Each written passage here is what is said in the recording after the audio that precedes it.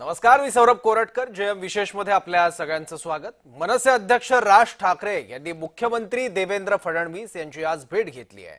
मुख्यमंत्र्यांच्या वर्षा या निवासस्थानी राज ठाकरे यांनी मुख्यमंत्री फडणवीसांची भेट घेतली. 40 ते 50 मिनिटं दोघांमध्ये चर्चा झाली. यावेळी मुंबईचे आयुक्त आणि वाहतूक सह आयुक्त देखील उपस्थित होते. बैठकीत टाउन प्लॅनिंग, वाहतूक कोंडी आणि पार्किंग बाबत चर्चा झाल्याचं राज ठाकरेंनी सांगितलं आहे. पण बेस्ट निवडणुकीत पहिल्यांदा दोन्ही ठाकरे बंधू एकत्र आले होते, पण तरीही त्यांच्या पॅनलचा दारुण पराभव झाला. तसंच आगामी महापालिका निवडणुकांमध्येही ठाकरे बंधूंच्या युतीची चर्चा सुरू आहे. पण बेस्ट निवडणुकीतल्या पराभवानंतर अचानक राज ठाकरेंनी फडणवीसांची भेट घेतल्यानं अनेकांच्या भुवया उंचावल्यात. या भेटीचे राजकीय अर्थही काढले जात आहेत. पण ही भेट केवळ आत्ताच्या शहरांच्या स्थितीबद्दल होती. यामध्ये रस्त्यांवरचे खड्डे, शहरांबद्दलची विकासाची नवी ब्ल्यूप्रिंट याबद्दल चर्चा झाल्याचं राज यांनी सांगितलंय. आपल्याकडे तो जो कोणी कॉन्ट्रॅक्टर असेल त्याला कुठच्याही प्रकारचे पनिशमेंट होत नाही.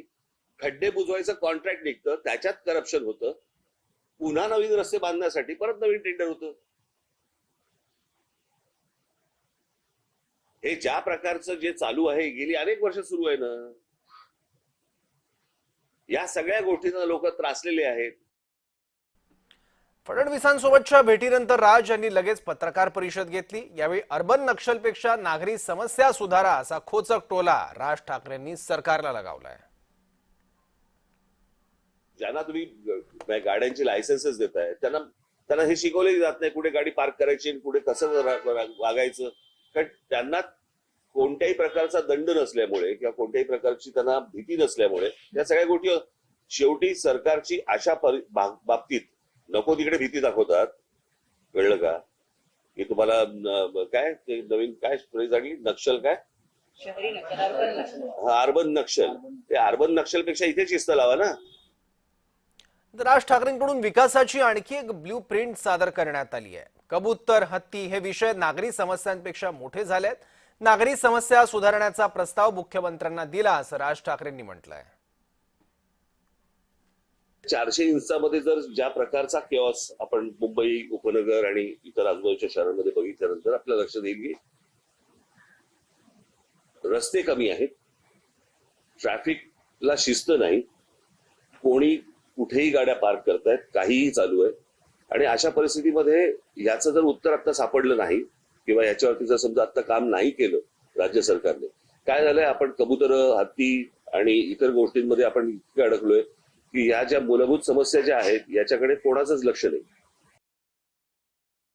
मी एक छोटासा आराखडा आज मी मुख्यमंत्र्यांना दिला. त्या प्रकारे आता तिथे मुंबई पोलीस कमिशनर, त्याच्यानंतर मला असं वाटतं ट्रॅफिकचे जॉईंट सीपी कुंभारे साहेब, अशा सगळ्या लोकांना तिकडे बोलवलं होतं आणि तिथे ती बैठक झाली. आणि मी काही नमुने त्यांना, आपण आवाज येणार नाही,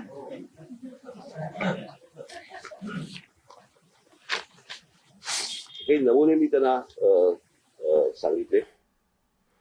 तर अशी एक चर्चा होती की बेस्ट निवडणुकीत ठाकरे बंधूंच्या युतीचा पराभव झाला आणि त्यानंतर लगेच राज ठाकरे मुख्यमंत्र्यांच्या भेटीला गेले. त्यामुळे हे कारण यामागे असू शकतं का, याबद्दल सुद्धा राज ठाकरेंना विचारणा झाली. कालच बेस्टच्या निवडणुकांचे निकाल समोर आले. या निवडणुकीत दोन्ही ठाकरे बंधूंचं संयुक्त पॅनल उभं होतं, ज्याचा दारुण पराभव झाला. याबाबत राज ठाकरेंना प्रश्न विचारल्यावर त्यांनी मात्र थातूर मातूर उत्तर दिले आणि हा विषय छोटा असल्याचं म्हटलंय.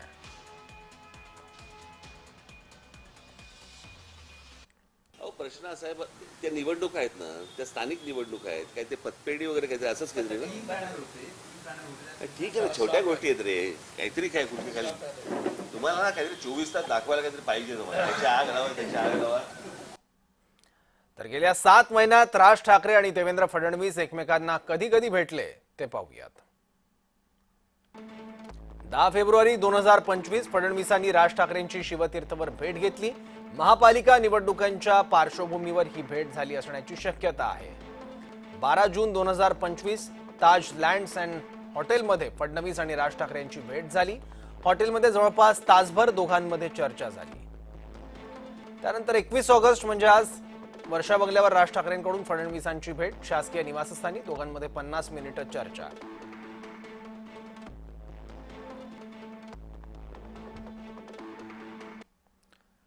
तर विकासाच्या रथात राज ठाकरेंसारखे व्यक्तिमत्व काही सूचना देत असेल तर आम्ही त्याचं स्वागतच करू असं बावनकुळेंनी म्हटलंय। तसंच या भेटीचा आणि बेस्टच्या निवडणुकीचा काहीही संबंध नाही असं बावनकुळेंनी म्हटलंय।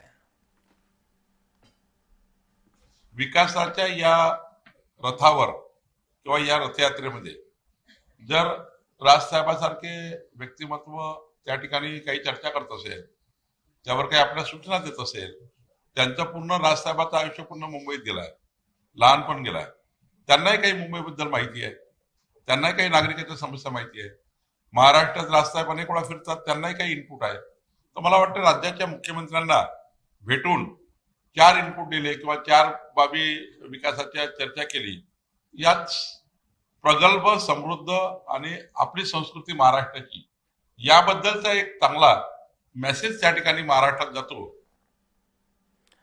तर राज्याच्या मुख्यमंत्र्यांना भेटणं पाप नाहीये। राज ठाकरे गणपतीचं आमंत्रण द्यायला मुख्यमंत्र्यांकडे गेली असतील असं संजय राऊतांनी म्हटलंय। तर आदित्य ठाकरेंनी या भेटीवर प्रतिक्रिया दिली आहे। काय म्हटलंय दोघांनी पाहूयात। मुख्यमंत्र्यांना जर विरोधी पक्षाचे नेते भेटायला गेले आणि त्यांच्यात काही चर्चा सुरू असेल तर ती होऊ द्या ना सुरू। राज ठाकरे आणि फडणवीस हे अनेकदा भेटलेले आहेत, हा पहिला विषय। गणपतीचे दिवस आहेत, घरोघर गणपती येत असतात, कदाचित ते गणपतीचं आमंत्रण द्यायला गेले असतील, राज्यासंदर्भातले काही प्रश्न असतील। अहो, राज्याचे मुख्यमंत्री आहेत, त्यांना कुठचेही कोणी नेते जाऊन भेटू शकतात। मी देखील मध्ये 1-2 वेगळे इश्यूज घेऊन गेलेलो, आमच्या पोलीस कॅम्पचा विषय घेऊन गेलेलो। माझी आता उपमुख्यमंत्री बरोबर भेट होणार आहे, ते पोलीस कॅम्पात आम्हाला जलकुंभ पाहिजे, त्याच्यासाठी फंड मागणार आहोत। तर ह्या भेटी होत राहतात, पण मला वाटत नाही काही गैर याच्यात। तर राज ठाकरे कोणाची भेट घेत आहेत हा त्यांचा वैयक्तिक प्रश्न आहे। बेस्ट निवडणुकीत झालेला पराभव हा भविष्याचा संकेत असल्याचं राष्ट्रवादीचे नेते अमोल मिटकरींनी म्हटलं। त्यांना आता कोणाकोणाची भेट घेत आहेत तो त्यांचा प्रश्न आहे। शेवटी बेस्ट मध्ये जो काही पराभव झाला त्याच्यामुळे त्यांना भविष्यातले संकेत काही मिळाले असावेत, म्हणून त्यांनी ती भेट घेतल्याचं नाकारता येत नाही। तर कालच्या निवडणुकीत मराठी माणूस आपल्या पाठीशी नाही हे कळून चुकल्यानं राज ठाकरे मुख्यमंत्र्यांच्या भेटीला गेले असा टोला शिवसेना नेते रामदास कदमांनी लगावलाय। कल्याण डोंबिवलीच्या पुढं नालासोपाच्या पुढं सगळा मराठी माणूस घालण्याचं पाप ते उद्धव ठाकरे केले ना। महानगरपालिका त्यांच्या हातामध्ये होती ना 5 वर्ष, आणि काळ त्यांचा भोपळा फुटला आणि मराठी माणूस आपल्यासोबत नाही, मराठी माणसाने आपल्याला पाठ दाखवली, हे काल त्यांच्या लक्षात आलं।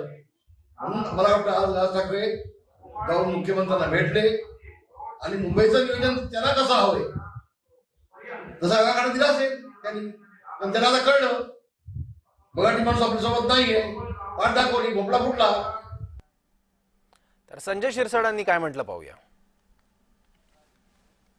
नाही, राजसाहेबांची, देवेंद्र फडणवीस साहेबांची ही भेट आताच नाही, अनेक वेळा होत असते। महाराष्ट्राच्या विकासाच्या दृष्टिकोनातून जर काही त्यांना काही सूचना असतील किंवा त्यांना काही बोलायचं असेल तर ते भेटू शकतात, आणि त्याच पद्धतीने त्यांची भेट आहे। कोणती राजकीय त्याच्यामध्ये मला वाटतं काही।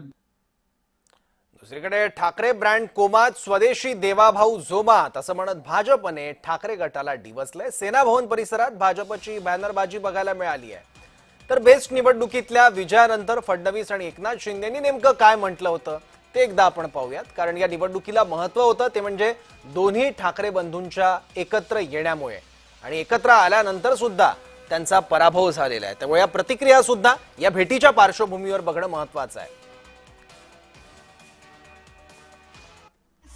अशा प्रकारच्या निवडणुकीचं राजकीयकरण करण्यात येऊ नये। ही पतपेढीची निवडणूक आहे, पण त्यांनीच त्याचं राजकीयकरण केलं।